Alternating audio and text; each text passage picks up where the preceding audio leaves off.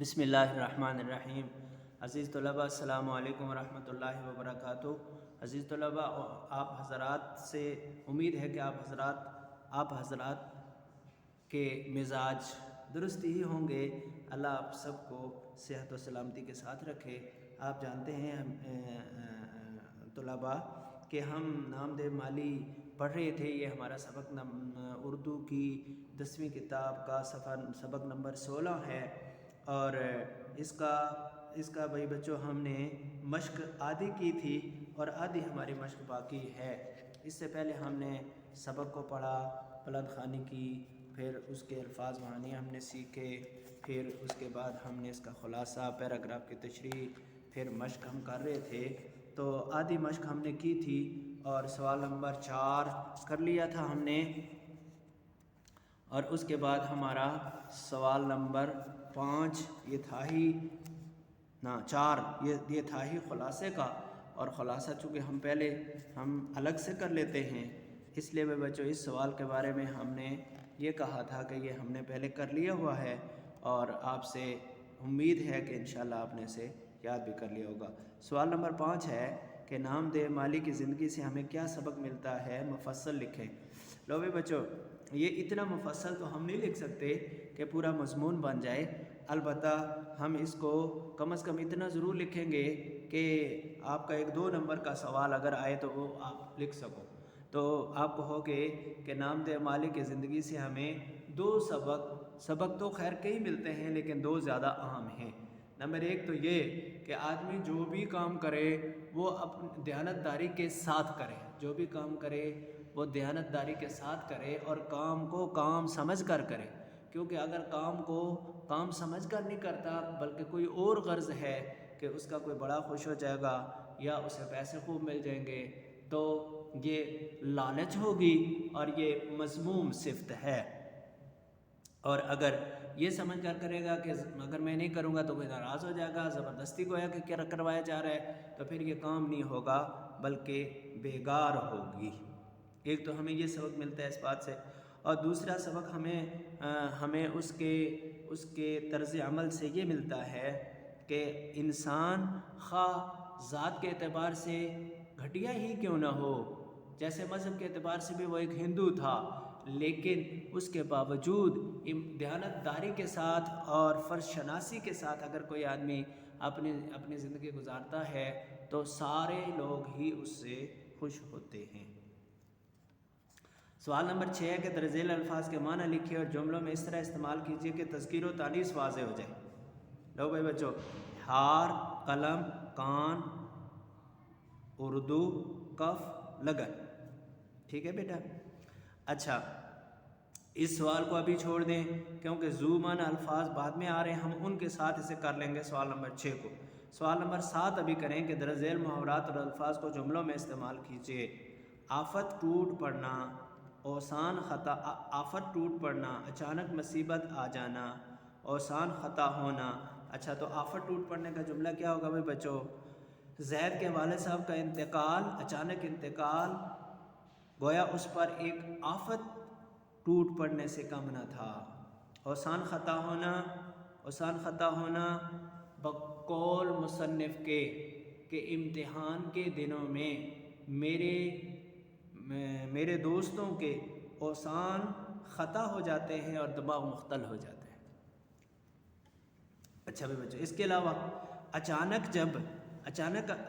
جب عمر نے اپنے دوست کی وفات، ایکسیڈنٹ کی خبر سنی تو اس کے تو اوسان خطا ہو گئے۔ تفویض کام کا سپرد کرنا۔ آج سر نے سمیر کو ایک کام تفویض کیا کہ وہ کل سوال نمبر 4 کا جواب خود سے لکھ کے لائے گا۔ محظوظ ہونا، لطف اندوز ہونا۔ آج ہم اپنے سر کی بات چیت سے سبق پڑھنے کے ساتھ ساتھ محظوظ بھی خوب ہوئے۔ محاکاج، آج عمر کا کام محاکاج رہا۔ یورش، مکھیوں کی یورش نے نامدہ مالیوں کی جان لے لی۔ بشاشت، نامدہ مالی کے چہرے پر ہمیشہ ہمیشہ بشاشت دکھائی دیتی تھی، بے دم ہونا، مکھیوں کے جھلڑ نے نامدہ مالی کو اتنا کاٹا کہ وہ بیچارہ بے دم ہو گیا۔ سیوا، نامدہ مالی اپنے پودوں کی ایسی سیوا کرتا تھا کہ جیسے اپنے بچوں کی کیا کرتے ہیں، جیسے اپنے بچوں کی کیا کرتے ہیں۔ لو بھائی بچوں، یہ تو ہو گیا آپ کے جملے۔ اس کے بعد آپ کا ہے ذو معنی الفاظ۔ ابھی دیکھو اوپر آپ کے ذو معنی الفاظ ابھی رہتے ہیں نا، ہار، قلم، کان، اردو، کف، لگن، ٹھیک ہے۔ اور اس کے بعد وہ کہتے ہیں ذو معنی الفاظ ہوتے کیا ہیں؟ ایسے الفاظ کا املا تو ایک ہی ہوتا ہے، لیکن ان کے دو معنی ہوتے ہیں، اور ان میں سے بعض اوقات ایک معنی میں مذکر جبکہ دوسرے معنی میں مؤنث ہوتا ہے۔ مثلا تکرار بمعنی جھگڑا مؤنث ہے، اور بمعنی اعادہ مذکر ہے۔ تکرار کے دو معنی ہوتے ہیں بچوں، ایک تو تکرار کا معنی ہوتا ہے جھگڑا کرنا، تو یہ مؤنث ہوگا، اور جب وہ ہوگا تو اسی طرح قلم اعلی تحریر مذکر ہے، اور پودے کی قلم یہ مؤنث ہے۔ کف بمعنی ہتھیلی مؤنث ہے، اور بمعنی جھاگ کے مذکر ہے۔ تو اب آپ کو یہ بات سمجھ میں آ گئی ہوگی کہ یہ جو ہار، قلم، کان، اردو، کف اور لگن ہیں، یہ بھی ایسے ہی ہیں۔ اب دیکھو بھائی بیٹا، ہار ہے نا، ہار ایک گلے کا ہار ہے تو مذکر ہے، اور ایک جیت کے مقابلے میں ہار ہے تو وہ مؤنث ہے۔ تو آپ اس کے کیا کہنے جملوں بناؤ، تو آپ کہو کہ میرا ہار گم ہو گیا، میری بہن کا ہار گم ہو گیا، اور کل کھیلنے میں ہم نے اپنی ہار قبول کر لی۔ قلم، میں اپنے سیاہی والے قلم سے لکھتا ہوں، اور کہو گے کہ کھٹی کے درخت پر لیموں کی کلمیں لگائیں گئیں۔ کان، میرا کان آج درد کر رہا ہے، نمک کی کان ہم دیکھنے یہاں سے کھیوڑا گئے تھے۔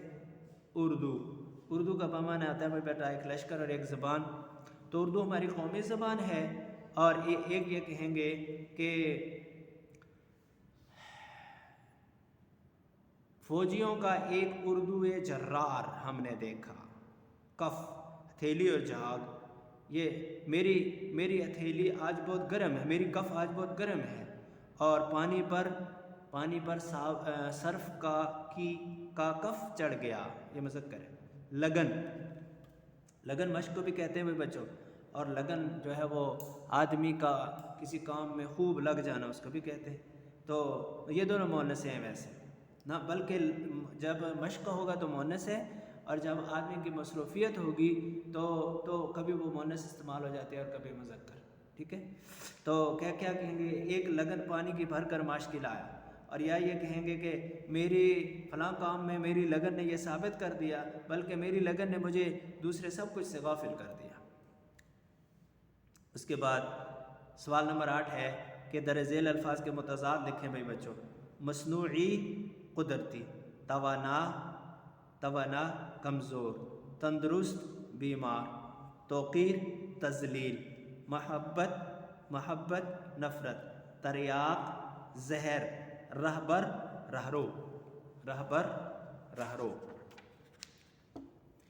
ابھی بچوں آگے بتا رہے ہیں کہ مذکر اور مؤنث نہ بلکہ مبتدا اور خبر کے حوالے سے تخطیع کرنا۔ بعض افعال ایسے ہوتے ہیں کہ ان میں جب تک فاعل کے ساتھ کوئی اسم یا صفت نہ ملے پورا مطلب واضح نہیں ہوتا۔ ایسے افعال کے فاعل کو اسم یعنی مبتدا اور اس کے علاوہ جو کچھ ہو اسے صفت اور خبر کہتے ہیں۔ وہی بچوں اصل بات یہ ہے، میں آپ کو بتاؤں کہ مبتدا اور خبر یہ جملہ کی دو قسمیں ہوتی ہیں، ایک اسمیہ ہوتا ہے اور ایک فعلیہ ہوتا ہے۔ جملہ اسمیہ فعلیہ وہ ہوتا ہے جس میں فعل تام موجود ہو، جیسے کام کرنا، کھانا، پینا، آنا جانا، اور اگر وہ فعل تام نہیں ہے تو پھر وہ جملہ اسمیہ ہے۔ تو جب آپ جملہ فعلیہ کی ترکیب کرو گے تو اس میں فعل، فاعل، مفعول 3 چیزیں بڑی ہوتی ہیں، باقی سب اس کے ساتھ ملی ہوتی ہیں۔ اور جب جملہ اسمیہ کی کریں گے تو اس میں 2 چیزیں مبتدا اور خبر بڑی ہوتی ہیں، باقی اس میں افعال ناقصہ وغیرہ جو کچھ بھی وہ ساتھ ملے ہوتے ہیں۔ جیسے دیکھیں جملہ اسمیہ کی مثال، بلال بہت ہوشیار ہے۔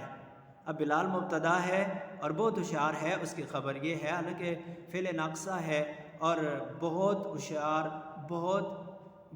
صفت ہے، اور یہ سارا کچھ مل ملا کے نا خبر بن جاتا ہے. تو آپ سیدھا سیدھا کہہ دو بلال مبتدا ہے بہت ہوشیار ہے خبر، عرصہ دیانتدار ہے، عرصہ مبتدا ہے دیانتدار خبر، نام دے مالی علاج کا ماہر تھا، نام دے مالی مبتدا ہے علاج کا ماہر تھا خبر، وقار اپنے کام میں مگن تھا، وقار مبتدا اور اپنے کام میں مگن تھا اس کی خبر. اب دیکھو ان جملوں میں ہے اور تھا افعال ناقص ہیں، جبکہ بلال، عرصہ، نام دے مالی اور وقار مبتدا، ہوشیار، دیانتدار، ماہر اور لگن یہ خبر. تو نام دے مالی کیا ہم اچھا جی، تو یہ مبتدا اور خبر آپ حضرات نے اس طرح سے. اب بھائی بچو اس کے بعد ہے سوال.